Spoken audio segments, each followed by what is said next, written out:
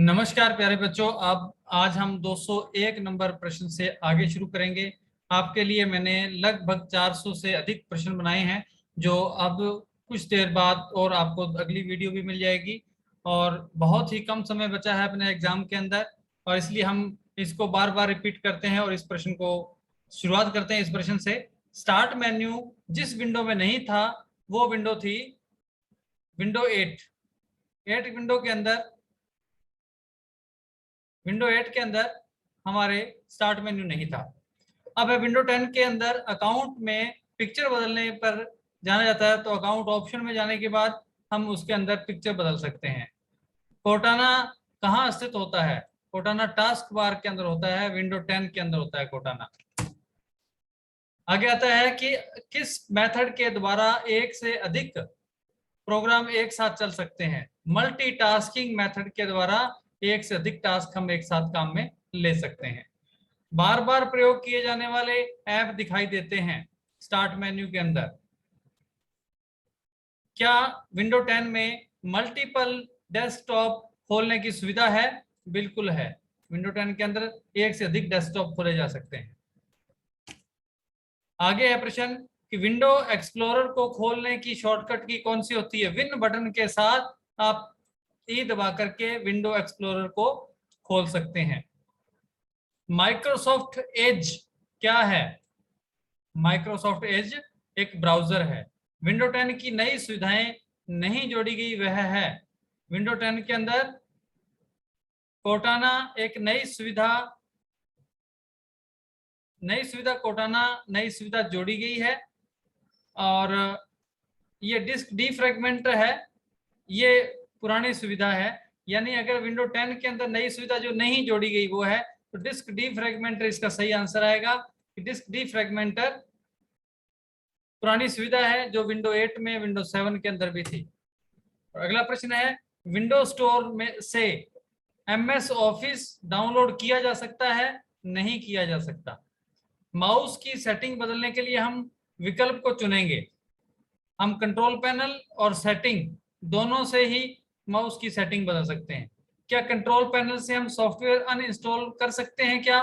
बिल्कुल कर सकते हैं। कंट्रोल पैनल से भी हम अनइंस्टॉल कर सकते हैं किसी भी सॉफ्टवेयर को।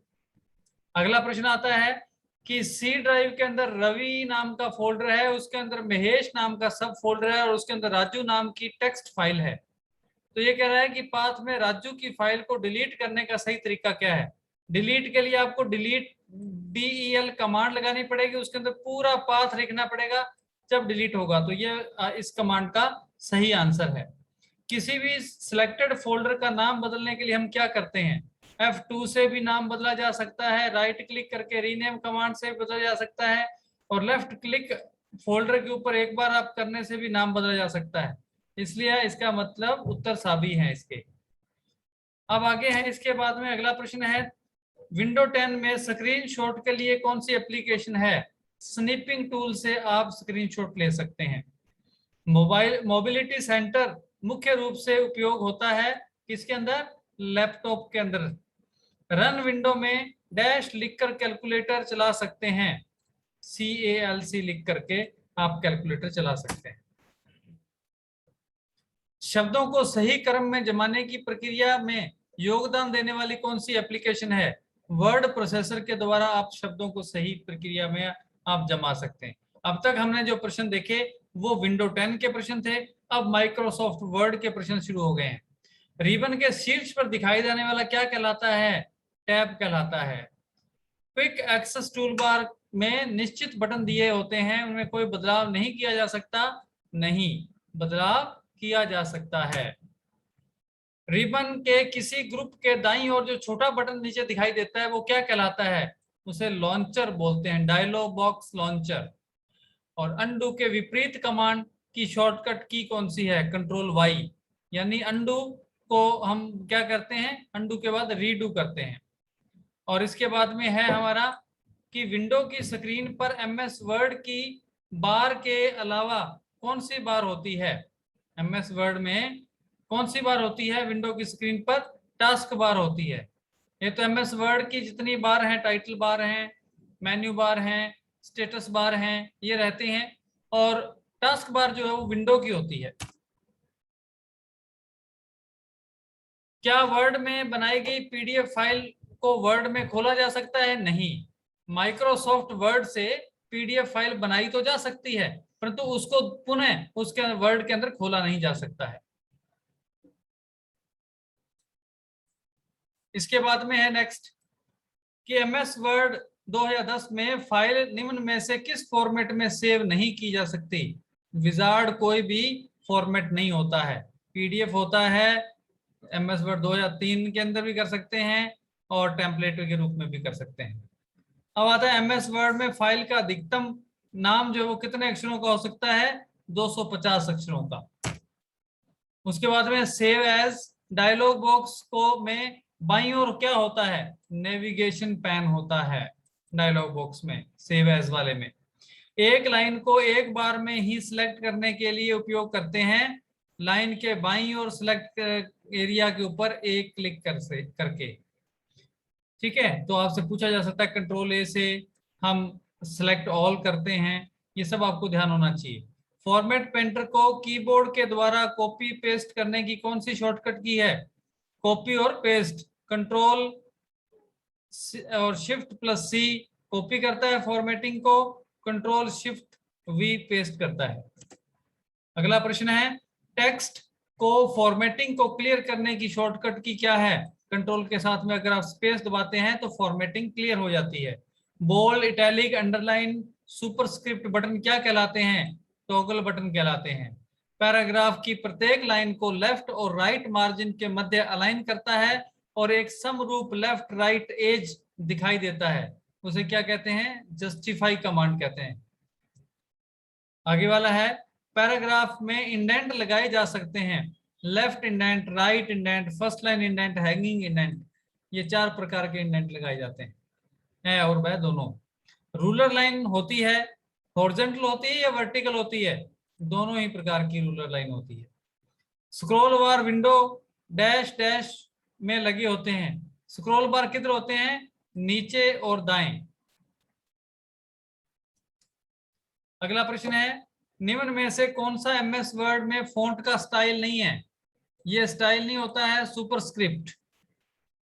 किसी चयनित टेक्स्ट के आकार में प्रत्येक बार एक पॉइंट बढ़ाने के लिए कौन सी शॉर्टकट की का उपयोग करेंगे? कंट्रोल के साथ में बड़ा ब्रैकेट दबाएंगे तो एक ही पॉइंट टेक्स्ट का आकार आगे बढ़ेगा। दस्तावेजों को सेव करते समय सेव और सेव एज में क्या अंतर होता है? वह दस्तावेज को सेव करेगा और उसका नाम और स्थान बदलने की अनुमति देगा। इसका उत्तर द सही है। अगला प्रश्न आता है निम्न में से कौन सा पेज मार्जिन का प्रकार नहीं है? सेंटर कोई पेज का मार्जिन नहीं होता है। निम्न में से कौन सा एमएस वर्ड को शुरू करता है? winword.exe ऐसी फाइल होती है जो एमएस वर्ड को चलाती है। एरियल एक प्रकार का क्या है? फॉन्ट की शैली है। अब यहाँ एरियल की जगह कुछ और भी पूछा जा सकता है आपसे, तोहामा पूछा जा सकता है, टाइम्स न्यू रोमन पूछा जा सकता है, ये और कैलिब्री पूछा जा सकता है। ये महत्वपूर्ण प्रश्न है हमारे, तो इनके द्वारा अपने ये कुछ भी पूछा जा सकता है। व्यू टैब में रूलर कमांड का क्या कार्य है? रूलर बार को दिखाना या छुपाना, ये रूलर लाइन का काम है। फॉन्ट डायलॉग बॉक्स प्रदर्शित करने के लिए किस कुंजी का प्रयोग किया जाता है? कंट्रोल शिफ्ट के साथ में एफ से आप फॉन्ट डायलॉग बॉक्स निकाल सकते हैं। हेडर क्षेत्र दस्तावेज की किस में होता है? किस क्षेत्र में, किस एरिया में होता है? पेज के हेडर जो क्षेत्र होता है वो टॉप पे होता है। हेडर पेज के कौन से मार्जिन में होता है? तो हेडर टॉप मार्जिन पे होता है। माइक्रोसॉफ्ट वर्ड में 2010 में सहायता खोलने के लिए कौन सी शॉर्टकट की होती है? F1 से आप एमएस वर्ड की हेल्प खोल सकते हैं। एंड नोट को पेज में जोड़ता है, कहाँ जोड़ता है? And note, and note document के अंत में जुड़ता है। और वर्ड 2010 में फाइल को सेव एज करने के लिए शॉर्टकट की कौन सी है? कौन सी फंक्शन की होती है? F12 से आप सेव एज कर सकते हैं। अगला प्रश्न हमारा है एमएस वर्ड में टेक्स्ट डाटा या नंबर को आरोही और अवरोही क्रम में जमाने को क्या कहते हैं? सॉर्ट कमांड होती है, सॉर्ट कहते हैं उसे। और आसानी से पढ़ने के लिए डैश का उपयोग कर सूचना को हॉरिजॉन्टल रो और वर्टिकल कॉलम में व्यवस्थित किया जाता है टेबल में।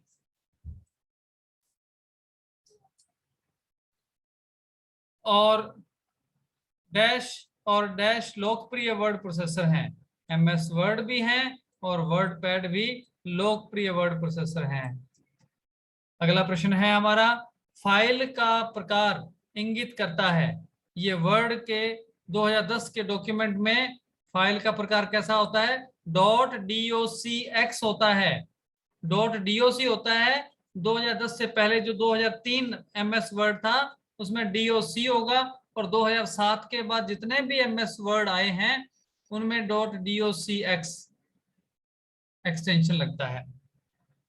अगला प्रश्न है, के जरिए आप वर्तमान डॉक्यूमेंट की किसी लोकेशन को दूसरे डॉक्यूमेंट या वेबसाइट को जोड़ते हैं। हाइपरलिंक ही ऐसा ऑप्शन होता है जिसके अंदर आप अपने डॉक्यूमेंट की दूसरी लोकेशन को जोड़ सकते हैं, दूसरी फाइल को जोड़ सकते हैं, या वेबसाइट को जोड़ सकते हैं।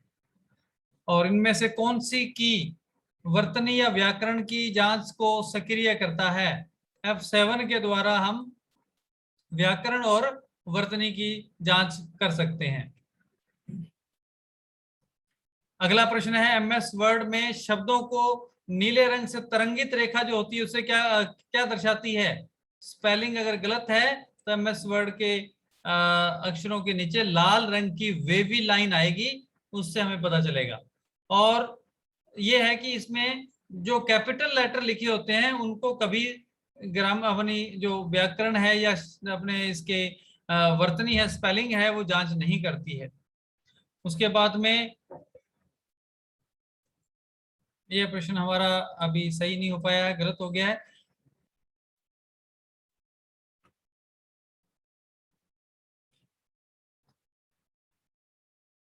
अगला प्रश्न हम पढ़ते हैं,